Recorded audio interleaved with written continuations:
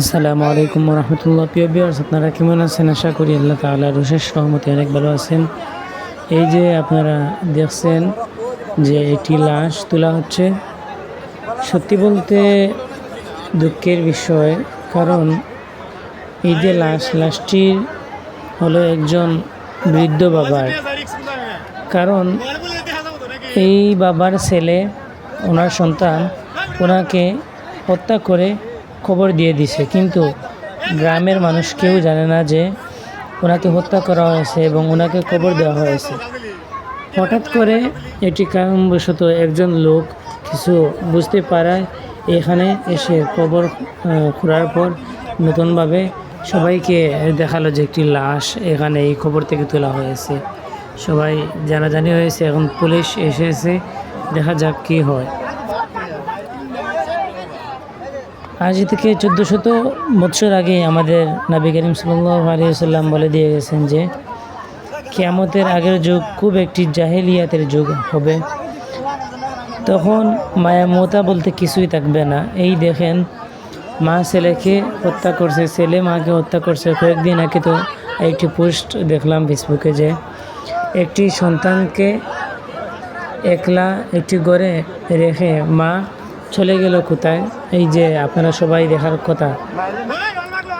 ঠিক তেমনিভাবে আজকাল এই যুগ বড় একটি কঠিন যুগ এসেছে।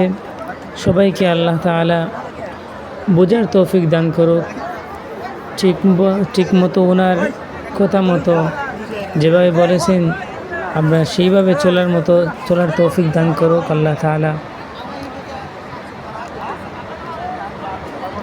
সত্যি কথা বলতে আজকাল মানুষ কতটুকু নিষ্ঠুর হতে পারে। নিজের বাবা, জন্মদাতা বাবাকে নিজ হাতে হত্যা করে, তাও না জানিয়ে, কাউকে পাত্তা না দিয়ে কবরের মধ্যে পুঁতে রাখা কতটুকু হৃদয় বিদারক একটি ঘটনা। আল্লাহ তাআলা সবাইকে বোঝার তৌফিক দান করো। এই কেমন একটি পাষাণ ছেলে জন্ম দিয়েছেন উনি। শিক্ষার অভাব হলে যা হয় আর কি। সত্যি বলতে এই যে ছেলে পুরোপুরি জানা যায়নি তাদের বাড়ি কোথায়, সম্ভবত এনডিআর সাইট হইবে। তো আপনারা সবাই দোয়া করবেন এই মুরব্বির জন্য, আল্লাহ যেন ওনাকে জান্নাতুল ফেরদাউস দান করে। এগুলো ভাবতেই অনেক কষ্ট হয় যে একটি ছেলে তার বাবাকে কিভাবে হত্যা করতে পারে। জন্মদাতা বাবা, যতটুকু জানা গেছে ভিডিও থেকে যে ছেলেটার বয়স 25 থেকে 26 বছর হবে, এর উপরেই হতে পারে। যতটুকু জানা গেছে ততটুকুই বলছি। একটি ছেলে তো 12 থেকে 13 বছরের হলেও সে কিছুটা বুঝতে পারে, কিন্তু আজকাল যে ডিজিটাল যুগ, আজ জন্ম হয়েছে, কাল যেভাবে আপনার দিকে তাকাবে আপনারা বুঝতে পারবেন যে সে অনেক কিছুই বুঝে। কিন্তু এই 25-26 বছরের ছেলেটা এত বড় হওয়ার পর, বা এই রাগ তো সবারই থাকে, রাগ তো নিজে কন্ট্রোল করে চলতে হয়। এই ছেলেটা কি এমন রাগ হলো যে তার বাবাকে নিজেই সে হত্যা করে ফেললো।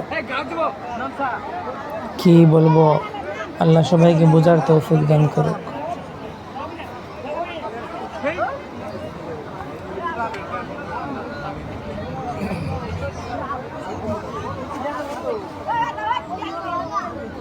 আপনারা ভিডিওটা শেয়ার করবেন এবং অন্যদেরকে ভিডিওটা দেখার সুযোগ করে দিবেন।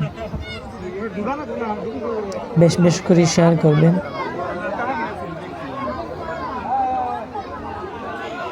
এর ফাঁকে নতুন একটি কথা বলি আপনাদেরকে। ফেসবুকে নতুন একটি আপডেট এসেছে।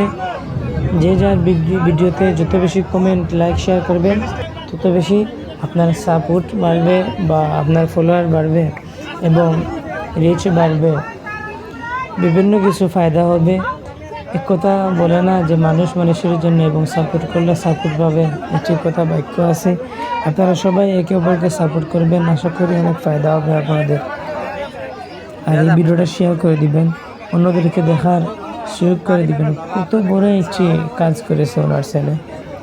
যাক, আল্লাহ তাআলা ওনাকে জান্নাতুল ফেরদাউস নসিব করুক। আপনারা সবাই আমার জন্য দোয়া করবেন। আসসালামু আলাইকুম ওয়া রাহমাতুল্লাহি ওয়া বারাকাতুহু।